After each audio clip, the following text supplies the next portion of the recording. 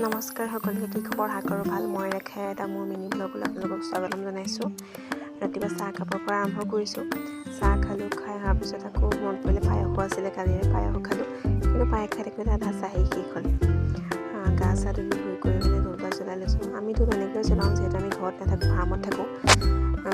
ফাৰ্মতে সৰু ৰুম এটা বনাই আছোঁ, তাত মানে গোঁসাই ঘৰ পতাৰ ব্যৱস্থা নাই, সেইকাৰণে এনেকৈ জ্বলাওঁ, আপোনালোকে ভুল নুবুজিব।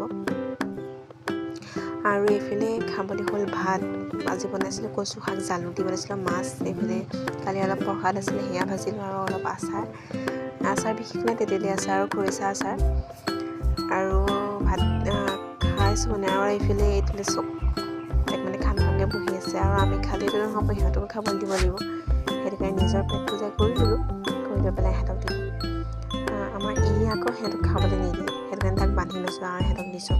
তাৰপৰা আহিলোঁ খুৰীহঁতৰ ঘৰলৈ। আজি মানে সকাম আছে, আজি নাই মানে সকাম আছে, কলিকত এইবিলাক কাম কৰিবলৈ আহিছোঁ অকণমান। এইফালে মুচিব লাগিব, মুচিম আৰু মোৰ ভাগত পৰিলাকৈ লগাই পৰিলোঁ ৰোৱা, আৰু টাবখিনি মানে আগফালে বা পাছফালে অনা। সেয়া আনিলোঁ, আনি পেলাই খিনি থলোঁ। আগফালে যিহেতু সকাম হ'ব, তাৰপিছত ইয়াৰ ভিতৰতো কাম চলি আছে। মই অলপ চলপ কিবা কিবি কৰিলোঁ, কাম দেখাবলৈ নহ'লে ভিডিঅ'টোত আহি পালোঁ ঘৰ।